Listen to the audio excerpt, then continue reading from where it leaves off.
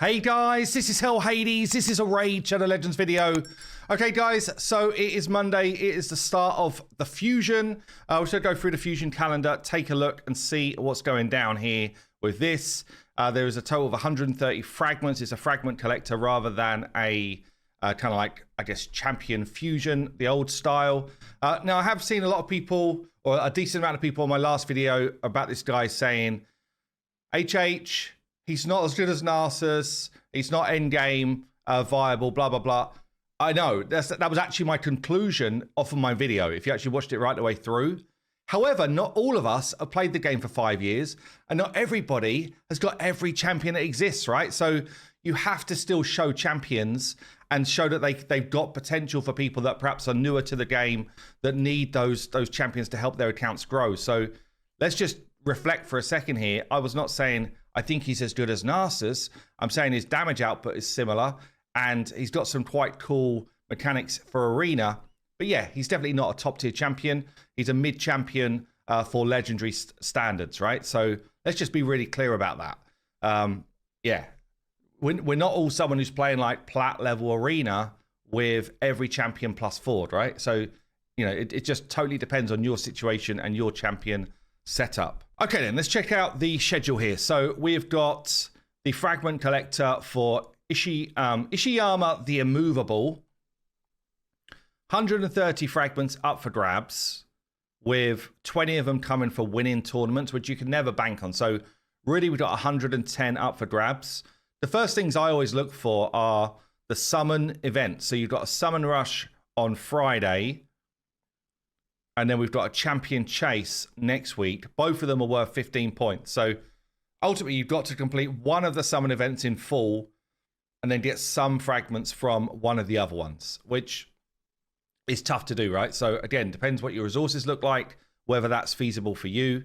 The champion chases are generally easier because you can get champion chase points from all sorts of things in the game. Yeah, if you were really after this fusion and you've not yet pulled your fragments for Artor, that might be something that you wait for. You might be like, damn, I'll wait and grab my 500 points for that. So, you know, there's a whole bunch of ways you can do it. You might be holding on to fragments for Doom Tower champions, all these other areas, right? So you need to decide how to play this version here. And champion chase, you know, you've got chances. It is a bit pot luck when you're doing your shard pulls as to what you're going to grab. Summon rushes, you generally need nowadays a decent, you know, like 5k points, probably 4 to 5k points, which is a lot. Yeah, it's you're talking, you know, you generally need something like 9 sacreds to max out champion fragments for a summon rush nowadays, which is a lot. There's normally like one bout of points earlier on where it's probably something close to 3k points, which is like 5 sacreds and a bit. So yeah, you need to decide kind of where you're at for your shard pool, your shard situation, whether you can make that work or not.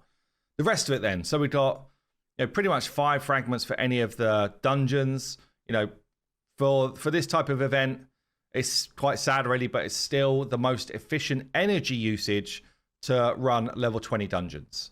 Yeah, so if you're running level 20s and energy is a problem, or, you know, gem count is a problem, level 20 dungeons is your most efficient place to be. That's actually the same for dungeon diver events. Your most efficient way to get points is level 20 dungeons. But there'll be a mix of, you know, dragon, champion training, or if you're going to be farming campaign, you get some dungeon divers there anyway. The dungeon divers generally are pretty tough to do. So it might be that you bank energy today on the Monday and just start really your event tomorrow if you're going for this guy, and start the dungeon divers tomorrow, just banking energy. But it's up to you. So yeah, we've got champion training, we've got dungeon divers 1, 2, and 3. They all kind of like coincide with other dungeon running anyway. So, but you generally, you know, in all honesty, you generally need a good few thousand, or maybe a couple of thousand energy more, or at least 1,000 energy more than, you know, what the dungeons do for you. So at that point, I tend to switch to just like Spider 20, where you've got a good silver output for your gear, or if they're doing a good event alongside it, you know, in terms of getting good quality gear. Like right now we've got it's just ending, but you know, if there was like a 3 times on a good gear set like Savage or Speed, then you might decide to go in there and use those areas. So we have 1, 2, 3 gear enhancements. That's literally just leveling gear as you go. There are some like old school, ways to try and cheat that system, but ultimately it's just like as you're working your way through these other areas, you should be earning the silver to be able to do the gear enhancements. You should be looking for things like in your clan shop. Are you buying up the silver? Christ, I've got so much gold. Are you buying up the silver on a weekly basis? If you've got, a surplus of gold like me, are you also buying up anything else which is useful in here? Anyway, but yeah, the gold in here, you could buy the accessories here, and if you get crap ones, sell them on. Like, there's a number of ways to earn extra silver in the game. One of the other really effective ways, actually, is the forge. But again, you want to wait to forge until tomorrow when we got a clan v clan on. But you could forge all of your materials down and sell the crap, honestly. The quick craft now is super cool, actually. Just lets you do it really fast. So sell the crap off really quick. So that becomes manageable. I'm not to say it's easy, because silver is still a problem in this game for earlier level groups. But yeah, it definitely becomes manageable if you're just using the energy and stuff as you go through it. Classic Arena is literally just, are you active enough to hit that refresh button and get your easy fights and take people down. And then we've got another champion training tournament now. If you look here, I think it's already live. Champion training event is live now. So the champion training event, you get points just for leveling, whereas the tournament, you actually get points for using books and stuff as well. Depends what you're going to do, because tomorrow's a clan v clan. You're probably going to use books through clan v clan because it is a personal rewards one. But if you're sort of struggling with gem count and other resources, you might hold on to those resources for the champion training tournament, and then you earn points for booking and stuff like that here as well. Outside of that, it's all pretty standard. So a lot depends on these summon events and how brutal they are with the dungeon divers.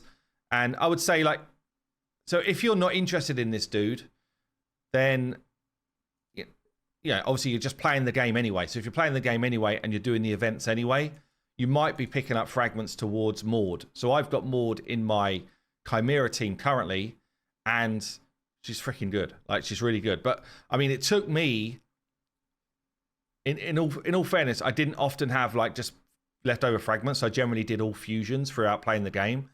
But I played for 5 years before I had enough spare fragments to throw in to get enough for Maud.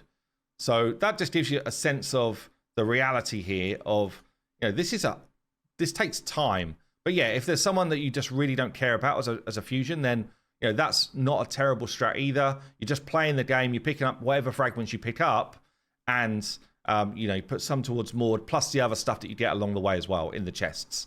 So anyway, that's going to do it for today. Have yourself a great day. It's actually bank holiday here, or public holiday here in the UK. So if you're in the UK, enjoy your day off. If you're not, work hard, and I'll see you in the next one.